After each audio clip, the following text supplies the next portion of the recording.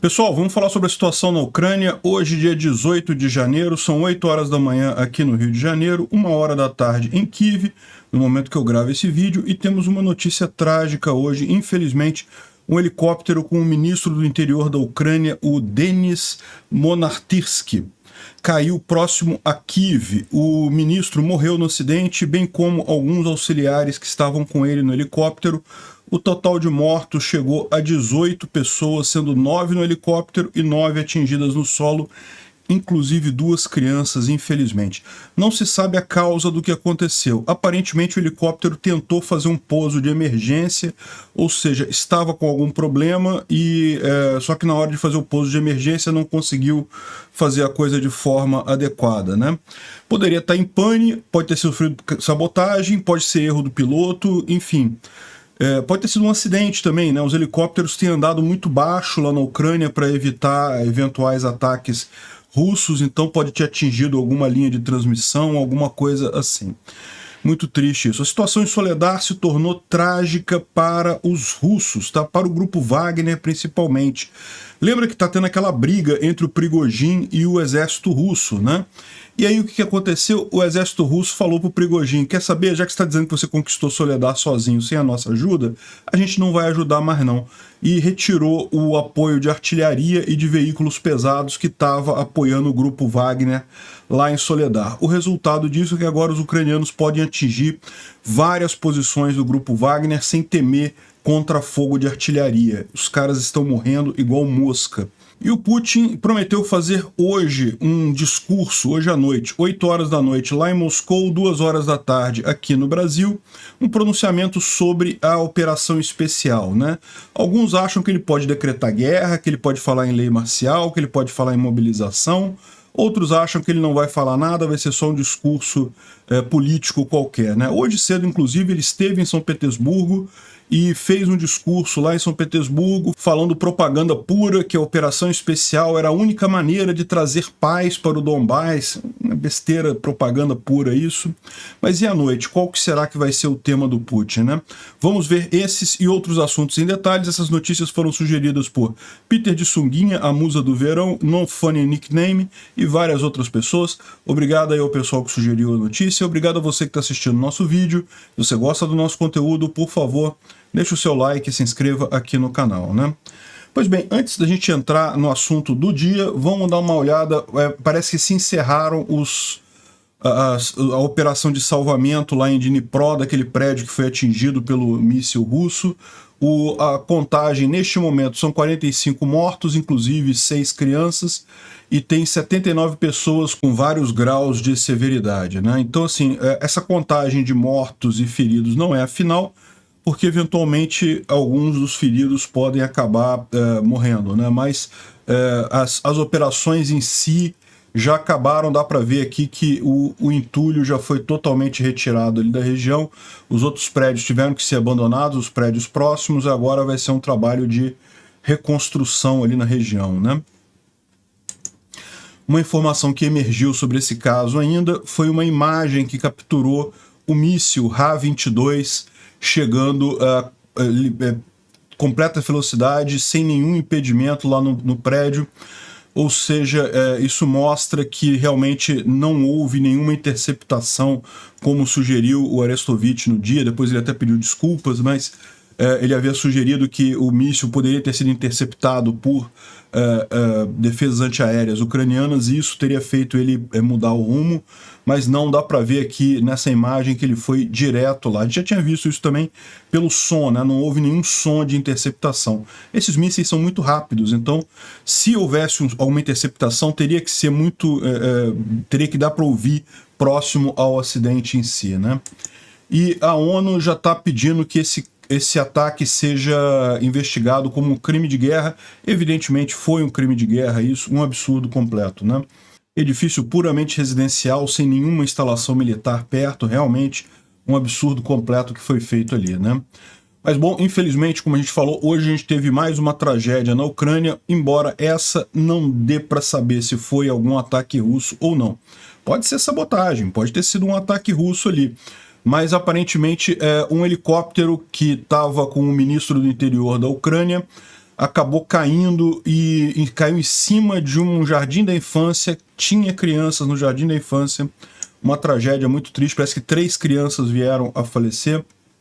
O ministro Monartirsky, que é o ministro do interior, né? E o substituto, o vice-ministro também estava com ele.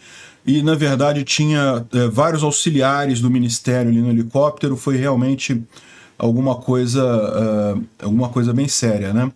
E o Crane Frontlines aqui está falando que quem ajudou esse helicóptero a cair é uma das hipóteses. Pode ter sido sabotagem? Pode ter sido sabotagem, mas a verdade é que é muito cedo ainda para dizer exatamente o que houve. O pessoal está perguntando aqui as opções que os investigadores estão falando. É justamente que houve uma falha do equipamento, né? Helicóptero, infelizmente, acontece realmente falhas com uma certa frequência. Sabotagem ou erro do piloto. Essas são a Lulia Mendel, ela é uma jornalista lá na Ucrânia, tá? Então ela está falando isso aqui, o que os policiais estão dizendo lá no caso, ou seja, são as linhas de investigação que eles estão tomando. Evidentemente vai ter que ser feita uma investigação para entender exatamente o que aconteceu, né? Existem algumas pessoas falando aqui, eu não sei se está nessa thread aqui, tá vendo? Foi bastante feio a queda do helicóptero, né? Chegou a pegar fogo e muita coisa, enfim. E na região, onde ele caiu é na região de Brovary, é próximo aqui em Kyiv, mas é do outro lado do rio Dnipro, né? Mas é subúrbio de Kyiv, né? Muito próximo ali. E esse aqui é o ministro do interior, o Denis Monartirsky, e o Evgen Enin, que era o vice-ministro também, que também acabou morrendo nesse acidente, né? O que eles disseram é que parece que o helicóptero ele fez algumas voltas ali na região, aparentemente tentando achar um lugar para pousar, né? É uma cidade, então um lugar urbano, difícil achar um lugar que ele pudesse pousar, então dá a impressão que o helicóptero estava com problemas mecânicos, o piloto tentou pousar, e só que no final das contas ele acabou levantando o voo, achando que não tinha jeito, não tinha como pousar ali, vamos tentar achar um lugar mais distante. No que ele começou a levantar voo novamente, aí ele caiu exatamente em cima deste prédio que tem a creche ali. Então, assim, não dá para saber exatamente o que aconteceu, vamos ter que aguardar as investigações, né? E além dos 18 mortos até esse momento, tem 29 pessoas hospitalizadas, inclusive 15 crianças, muito triste isso. Algumas pessoas estão dizendo que na região ali, o prédio que acabou sendo o choque era o prédio mais baixo, os outros prédios eram mais altos.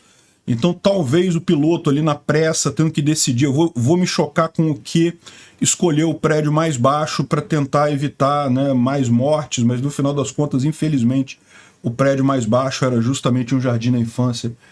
Não tinha como saber isso, né? Não sei se dá para ver os detalhes aqui do local exato onde foi o acidente.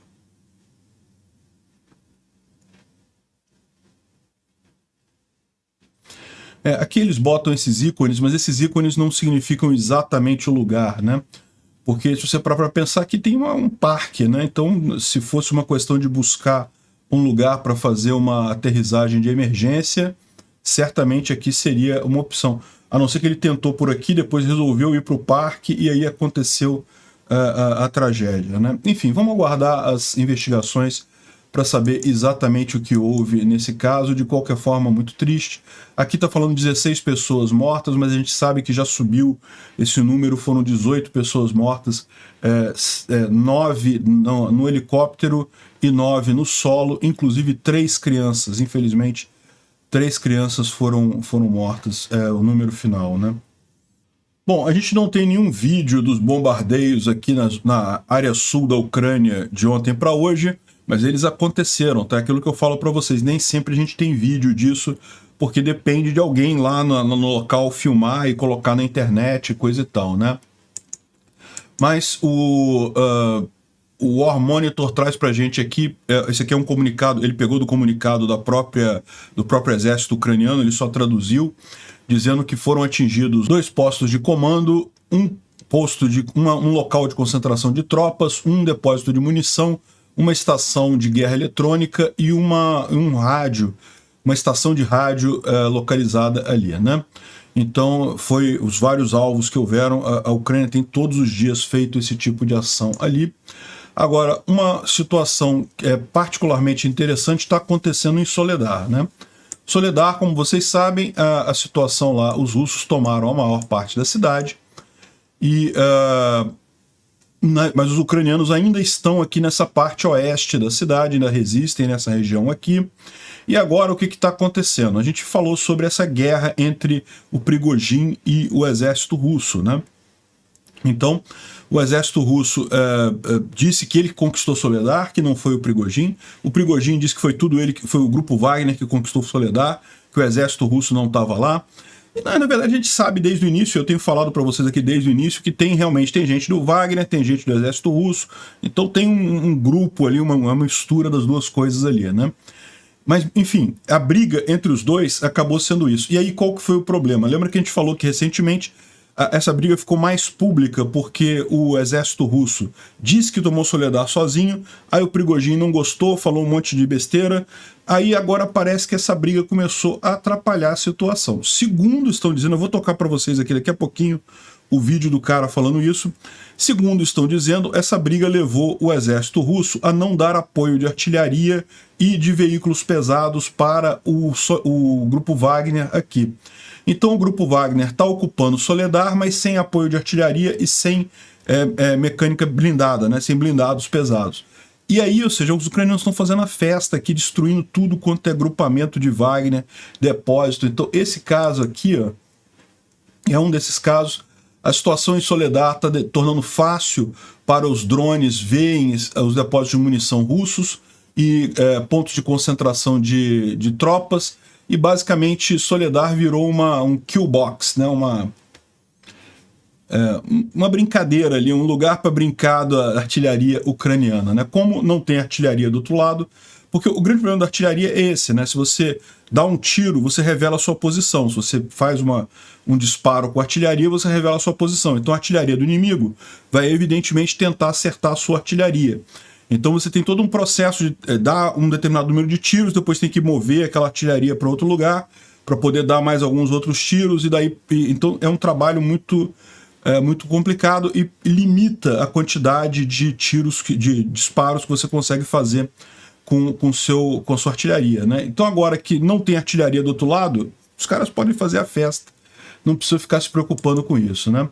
Esse daqui é justamente o vídeo que eu estava me referindo, em que os soldados do grupo Wagner falam que do grau de problema que eles têm lá, né, com justamente isso daí. Então, eles falam aqui, ó, eu não vou tocar o vídeo é só os caras falando, eles estão falando em russo, então não dá para entender mesmo. Eu vou botar alguns pedaços do vídeo aqui, traduzindo para vocês. Eles começam dizendo aqui, olá a todos, nós estamos em Soledar e estamos na ponta oeste da cidade, na estação de trem da SIL, né? Ou seja, eles estão aqui, ó. A estação SIL fica aqui, ó, desse lado de cá. Os ucranianos estão do lado de cá. Então, embora que tenha essa coisa aqui, eles não ocuparam este lado de cá da estação, tá? Eles ocuparam esse lado de cá da estação, né? Então, eles estão aqui. E daí, na estação SIL, né? E as coisas não estão muito bem aqui, né? O YouTube não gosta muito de palavrão. Bom, aparentemente esse sistema aqui é um sistema diferente, que é um sistema de tradução automática, e aparentemente eu não consigo mudar a posição sem que eles falem alguma coisa, então vai ficar meio estranho, mas enfim. E eles estão dizendo aqui que a cidade está tomada, que Soledar está tomada, mas não é bem assim.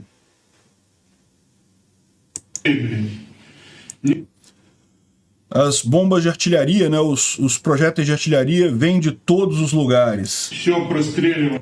Não tem um lugar de paz na cidade, tudo está sendo bombardeado. Eu não sei se a cidade está tomada ou não. Se você julgar pela forma como está sendo bombardeada, não está tomada não, né? Aí aqui eles explicam a questão toda, olha só. Por que Prigozhin... Deixa eu tirar minha cabeça daqui para vocês verem a frase em inglês aqui. Por que Prigozhin teve uma briga com o chefe do Estado-Geral lá das Forças Armadas Russas, do Estado-Maior das Forças Armadas Russas? Nós fomos cortados do suporte de artilharia.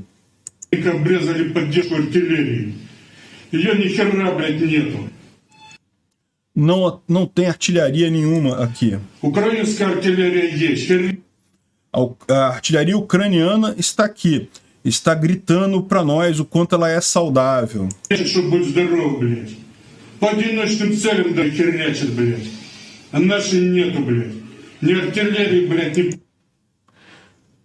Mas nós não temos artilharia, não temos artilharia, não temos veículos armados de suporte, né? Ou seja, realmente os caras estão com problema, né? Aí eles falam mais um monte de coisa aqui, mas o básico é isso, né? Nosso sangue está sendo derramado aqui, né? Soledar virou uma coisa meio trágica para os russos lá, né? Eles já gastaram, já perderam inúmeros combatentes tomando Soledar, né? Que tomaram Soledar usando técnica de onda humana, no final das contas. E agora, sem o suporte da artilharia russa, a situação lá está bastante grave, né? E daí eu fico me perguntando, né? Assim, ok, pode ter sido a briga do Prigozhin com o exército russo, verdade, mas eu custo a crer que isso seria uma briga, assim, um motivo... né? Eu quero imaginar que esse pessoal tem um pouco mais de consciência, um pouco mais de profissionalismo, né? Por mais que sejam os inimigos, os russos, né? O que eu quero chegar com isso é o seguinte, lembra que um dos motivos que a gente falou para a ordem para tomar Soledar a qualquer custo era aquela ideia de destruir o Grupo Wagner, de enfraquecer o Grupo Wagner, de propósito, né? Então, ou seja, na verdade, o fato do exército russo não estar dando suporte de artilharia e não estar colocando os blindados lá, pode não ser, não, porque foi uma birra que brigou um com o outro, não, pode ser bem deliberado isso daí, porque justamente o interesse dos russos, muito mais do que tomar Soledar, é eliminar o Grupo Wagner, né? E, de fato, aqui tem uma imagem que é bastante impactante. Isso daqui é um cemitério do Grupo Wagner, mostrando aí alguns dos combatentes que foram mortos lá na Ucrânia.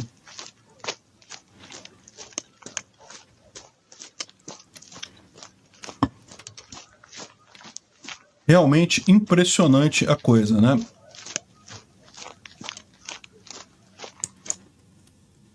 Impressionante a quantidade de gente. E você pode imaginar, a batalha por Soledar acabou agora. Isso daí não é o pessoal das últimas batalhas por Soledar, isso é das batalhas anteriores, do iniciozinho da batalha, né? Segundo eles estão dizendo aqui, esses aqui são justamente os mobilizados das colônias penais, né? Aqueles presidiários que foram colocados na frente de batalha para morrer como bucha de canhão mesmo. Enfim. Bom, vamos aproveitar e fazer uma revisão aqui da linha de frente. Adianto para vocês que não teve nenhuma grande mudança, mas o Defmon colocou como imagem justamente o que ele chama aqui de verme Wagner, verme do Wagner, né? Isso aqui é uma trincheira cheia de soldados. Tá vendo um monte de soldado do Wagner aqui? Pois é, né? Dado que eu falei para vocês, adivinha o que aconteceu nessa trincheira. A gente vai mostrar o vídeo daqui a pouquinho. Mas vamos ver aqui a linha de frente e...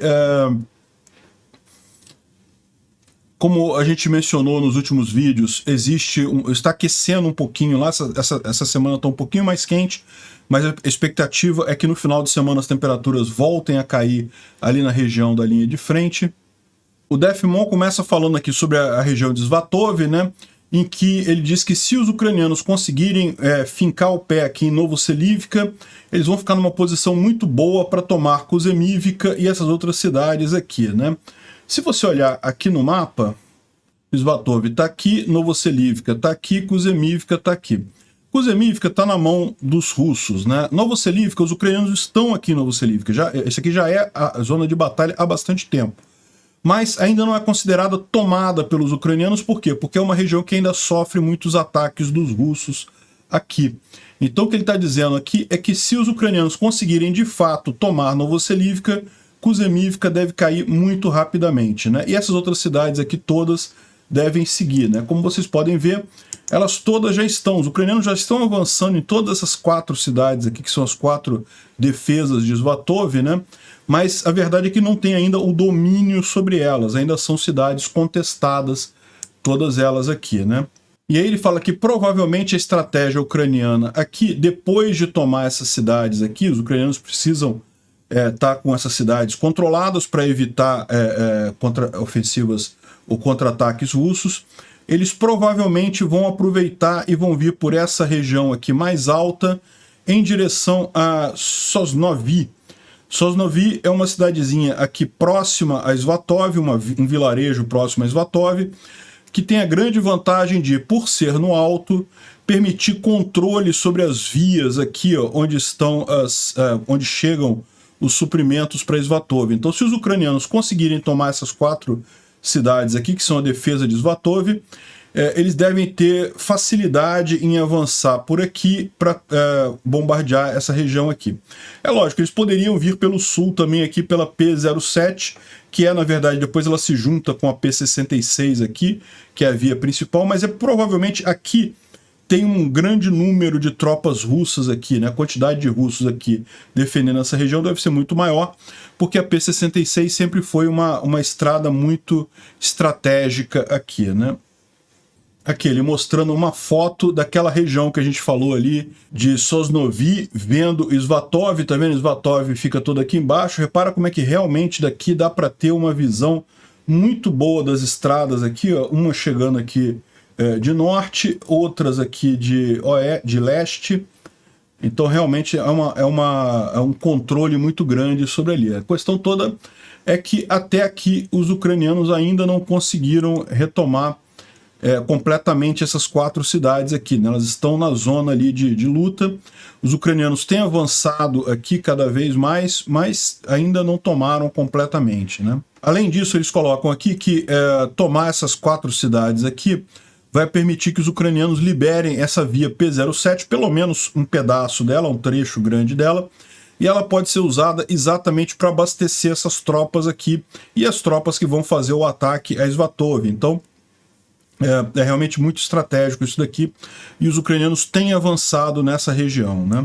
Mais ao norte ainda, ele está falando aqui que seria interessante para os ucranianos também fazerem uma ofensiva aqui, para deixar Kupiansk fora do range de artilharia russa, né?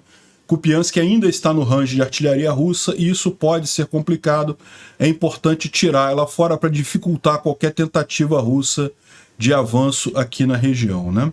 Incriminar, o exército russo está tentando atrapalhar o avanço ucraniano aqui contra a cidade com ataques de flanco aqui, tentando vir a partir de Dibrova, aqui dessa região aqui, né? Dibrova já está na mão dos ucranianos, mas os russos têm atacado dessa direção para cá, para justamente tentar dificultar o trabalho ucraniano aqui, né?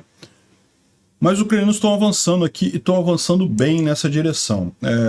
É um avanço lento, mas é consistente com a situação ali na região. Ele diz aqui por que ele colocou Dibrova como controle russo. Emergiu um vídeo em que os russos são bombardeados ali em Dibrova, então parece que... Mas ele fala aqui, ó, que ele não sabe se isso daqui é porque os russos estão controlando, se são posições permanentes ou se eles só estavam fazendo uma patrulha ali. Eu acho que seria mais provável imaginar só uma patrulha naquela região, né? Ele fala aqui que considera Soledar capturada pelas forças russas. Aquilo que eu falo para vocês, né? Se você for técnico, né, aquela parte oeste da cidade ainda está com os ucranianos. Mas realmente é um pedaço mínimo da cidade que ainda está com os ucranianos. Considerar que já foi tomada, ok. Mas é aquele negócio, né? No final das contas, o que está sendo importante isso daí é justamente para causar bastante destruição entre os russos. Ele fala aqui sobre o avanço em Bakhmut e Klishivka, e o fato dos russos terem conseguido tomar Soledar deu todo um novo ímpeto para as forças russas na região, né? Eles estão lutando aqui há meses e meses, não conseguiram nada, agora conseguiram tomar Soledar, então estão animados aqui ao sul também.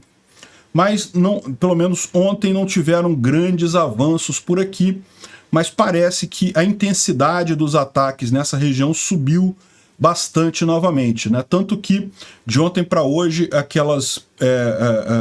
a contabilidade dos ucranianos sobre as perdas russas registrou mais 820 russos mortos, o que é uma quantidade bastante significativa, né? Aqui também na região de Donetsk, como a gente falou ontem, né, eles tentaram avançar alguma coisa, mas também não teve grandes avanços. Agora, teve algum avanço, tá? Aqui em Vodiane, como a gente falou ontem, na verdade, os russos conseguiram tomar uma pequena parte da cidade aqui, ó, deixa eu mostrar para vocês. Vodiane, essa cidade aqui. Os russos estão nesse lado sul aqui, ao sul desses lagos que tem aqui, e os ucranianos estão aqui ao norte, nessa outra parte da cidade aqui. Parece que com essa região aqui congelada, os russos fizeram um ataque por aqui e conseguiram tomar uma parte dessa cidade aqui, né? Os ucranianos estão mandando reforços de volta para tentar retomar o que os russos pegaram aqui em Vodiane, inclusive porque, embora estivesse congelado, né? Lembra que na semana passada estava tudo congelado, temperatura baixa, agora começou a esquentar de novo, já começou a quebrar o gelo aqui nessa região. Não é um gelo firme, foi uma semaninha só de congelamento. Então, os russos podem ficar até presos aqui, né, sem ter como voltar pelo caminho que eles vieram aqui. Mas, enfim, eles avançaram alguma coisa aqui e avançaram também em Marinka. De novo, não tomaram a cidade de Marinka ainda, mas conseguiram avançar mais um pouco aqui. Esse saliente que tem aqui foi tomado por eles. Eles já estão aqui na altura dessa estrada principal aqui, tomaram essa área aqui, e daí os ucranianos cederam esse lado de cá para ter posições mais favoráveis na defesa de Marinka. Então Marinka não caiu totalmente ainda tem metade da cidade para cá, ainda está na mão dos ucranianos, mas os russos tiveram um avanço aqui sim no dia de ontem, né? O que o Defimon fala aqui, né? E aqui ele fala sobre o verme do Wagner, né? Tá vendo aqui uma trincheira cheia de wagnerita aqui, ó.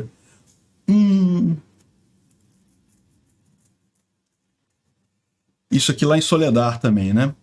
E aí o pessoal da 10ª Brigada de Assalto de Montanha, né? Atingiu a galera ali do Wagner, realmente fez um estrago. É o que estão fazendo lá em Soledar. Estão destruindo totalmente os Wagner lá, e talvez por desenho.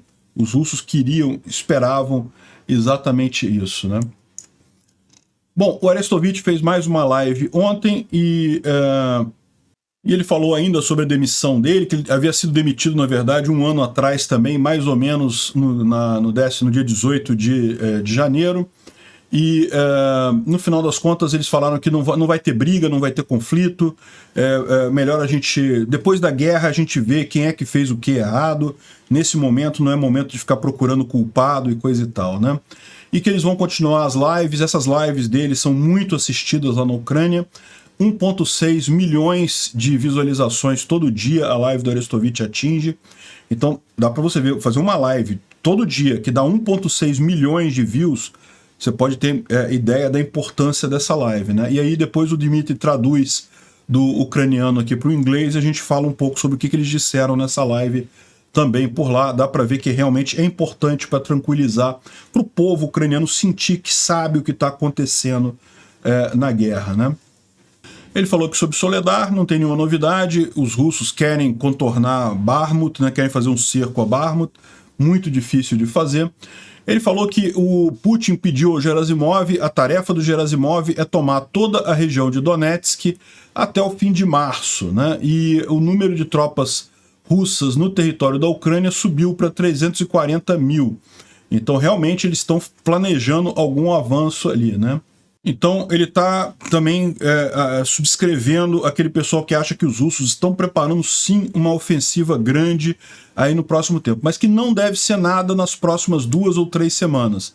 O Gerasimov assumiu agora, não vai ser imediato essa coisa, né? E então, provavelmente, os ucranianos vão esperar essa ofensiva russa, segurar essa ofensiva russa, para então fazer a ofensiva deles, né? E ele fala sobre a entrega dos Leopard 2 e coisa e tal. É lógico que a gente gostaria que as entregas fossem mais rápidas, mas elas estão sendo mais lentas, mas estão sendo constantes, estão sendo sistemáticas, então vai dar tudo certo, né? Ah, e vai vir mais um pacote de sanções aí para a Rússia que está sendo já desenhado, né? A Rússia se retirou de várias convenções da Europa, proteção de direitos humanos, luta contra terrorismo, ou seja, a Rússia está se afastando cada vez mais da Europa, no final das contas, o que vai ter consequências econômicas desastrosas mais adiante, né? Um ponto importante que ele fala aqui é sobre o Kissinger, né? O Kissinger é um cara muito conhecido lá nos Estados Unidos, um geopolítico, um especialista em geopolítica muito conhecido lá. Já foi secretário de Estado na época, se não me engano, do governo do JFK. Ele é das antigas, ele é bem antigo mesmo, e já está nesse tempo todo aí como uma grande sumidade nessa área de geopolítica. E ele, né, no início dessa guerra, ele falou que era melhor aceitar que a Rússia ia tomar a Ucrânia e não ajudar a Ucrânia. Ele falou algumas coisas desse tipo no início da guerra. Agora ele mudou de ideia, né? Ele era contra a OTAN antes da guerra, agora ele diz que a Ucrânia não pode mais ser neutra.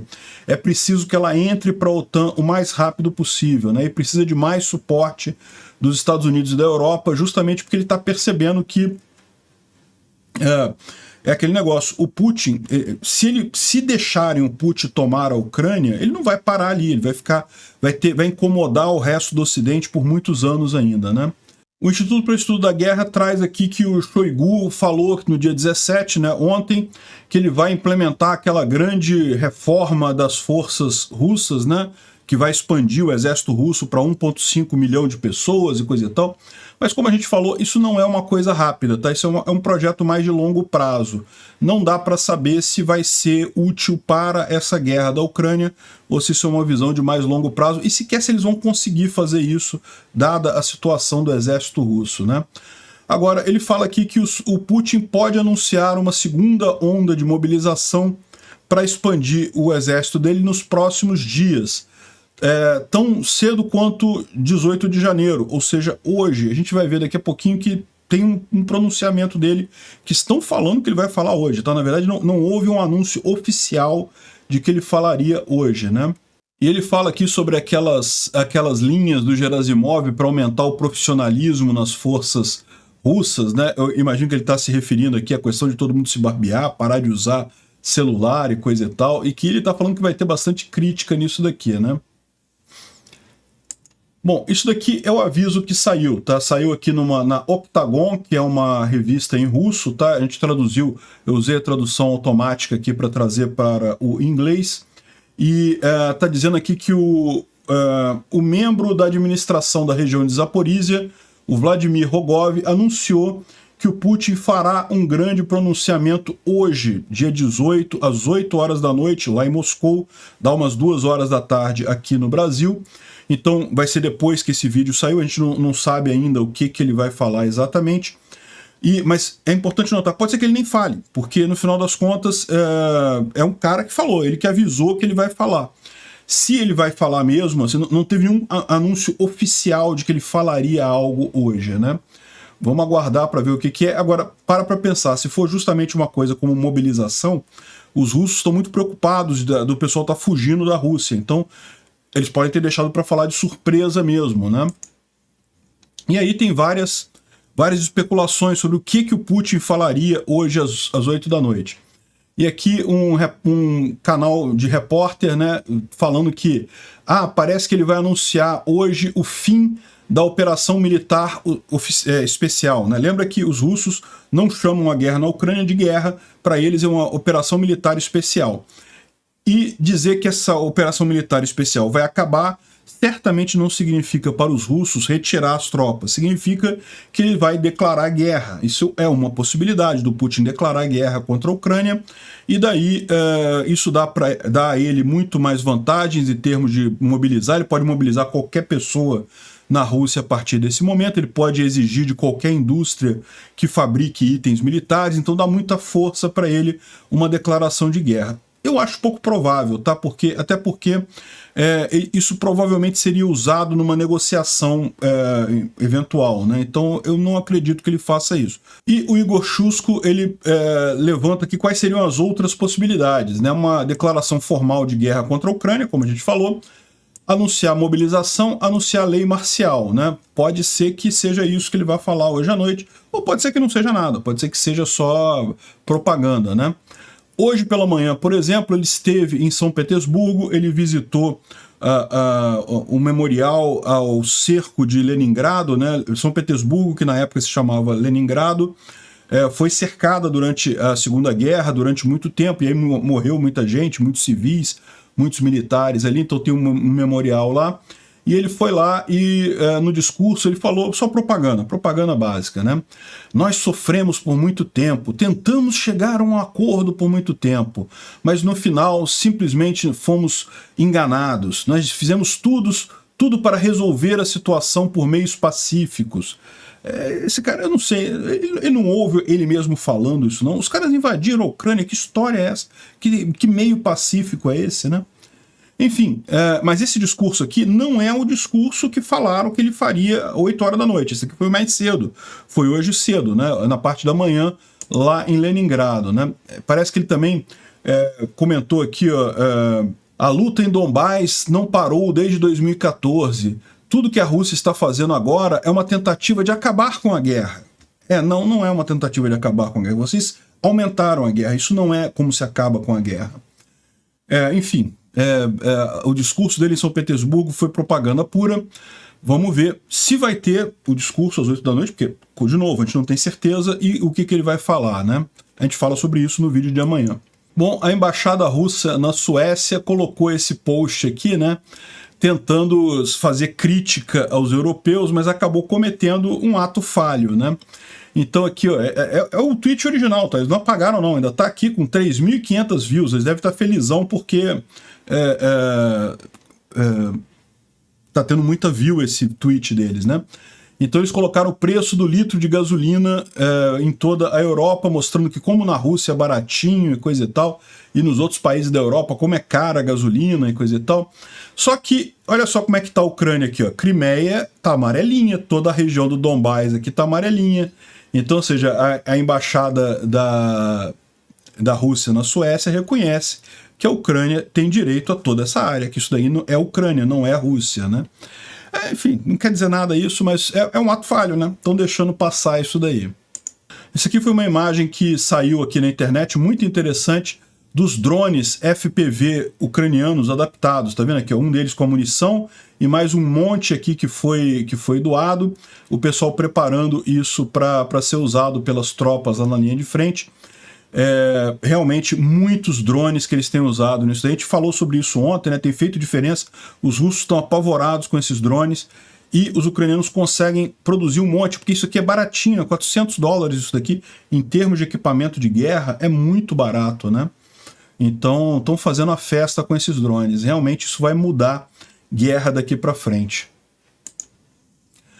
Bom, uma boa notícia, reativaram uma linha ferroviária próxima ali aos Cárpatos, ali entre a Ucrânia e a Romênia. A Romênia, né, em português. Eu acabo lendo em inglês e você acaba usando a pronúncia do inglês, é triste isso. Enfim, o cara está explicando aqui que foi refeita a ligação entre Kharkiv e Valea Vichelui. Ih, caramba, falar nome em romênio agora vai ser complicado.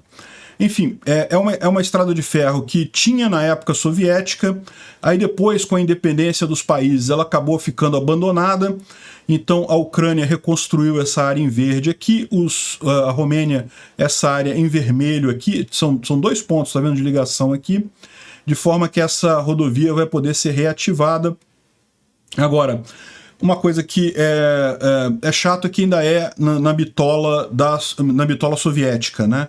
Então isso é um ponto que em algum momento do futuro a Ucrânia vai ter que fazer essa mudança, que a Polônia já fez, que a Romênia já fez em várias outras rodovias, que é justamente migrar para o padrão europeu de bitola de trem, porque ela acaba isolada economicamente. De qualquer forma, é uma boa novidade, dá para usar essa ferrovia agora. Se você pegar o mapa da Ucrânia todo aqui, é bem nesse cantinho aqui, é bem próximo da Hungria aqui, onde é essa ligação ferroviária, mas de qualquer forma, bem interessante, né? Uma novidade boa, o exército americano vai mandar uma quantidade enorme de munição que estava armazenada em Israel para a Ucrânia. Israel tem um depósito grande, lógico, para uma eventualidade, mas no momento não tem nada tão sério, então vão mandar essa munição para a Ucrânia. Isso é muito importante, a Ucrânia está precisando de muito cartucho 155, que é o cartucho padrão dos obuseiros da OTAN, né? A Holanda prometeu mais um sistema Patriot para a Ucrânia. Então a Ucrânia já vai ter 3 sistemas Patriot, 3 baterias Patriot lá, já dá para cobrir todas as principais cidades da Ucrânia.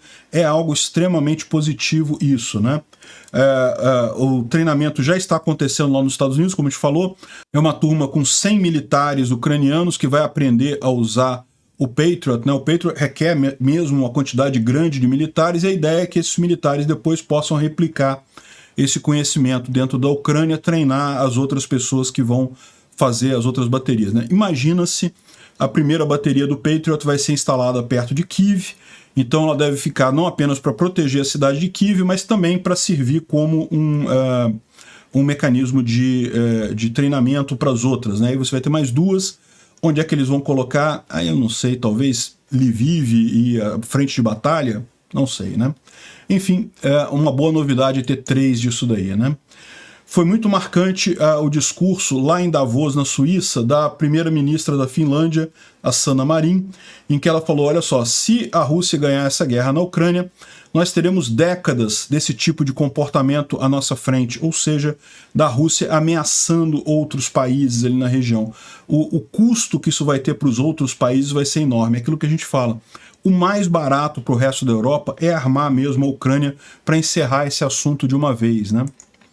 E ela fala também que ela dá um puxão de orelha falando que se a OTAN tivesse aceito a Ucrânia como membro, e isso foi uma possibilidade em 2008, a Ucrânia pediu para fazer parte da OTAN, só que a OTAN negou. Aliás, isso é outra coisa que eu sempre falo para o pessoal que fala que a OTAN está expandindo para o Oriente, que a OTAN que está ameaçando a Rússia. Não, não está. Tanto não está que em 2008 a Ucrânia que pediu para fazer parte da OTAN, e a OTAN negou, falou não dá ainda, não vamos fazer isso. Então, ou seja, se a OTAN quisesse expandir, já tinha expandido. Agora, a gente vê que foi um erro.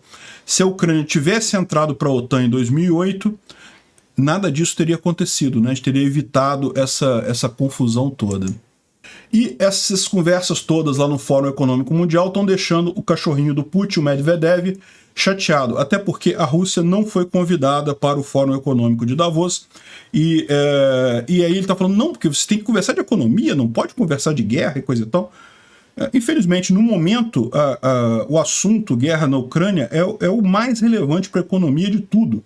Vai afetar toda a economia do mundo inteiro. A gente vai decidir se a gente vai caminhar para um mundo em que conquistas territoriais foram deixadas para trás e as pessoas vão focar em comércio, ou se a gente vai caminhar para um mundo em que a gente vai ter que retroceder agora e todo mundo se armar novamente e todo mundo se preocupar em gastar fortunas com fronteiras, com armamento e coisa e tal. Então, não tem nada mais importante para ser discutido do que a guerra na Ucrânia. Obrigado por assistir o vídeo até o final. Além de curtir, compartilhar e se inscrever no canal, considere se tornar patrocinador com valores a partir de R$ 1,99. Clique no botão Seja Membro abaixo para saber as condições e vantagens de patrocinar o canal. Mais informações sobre o nosso projeto, visite nossos sites indicados na tela.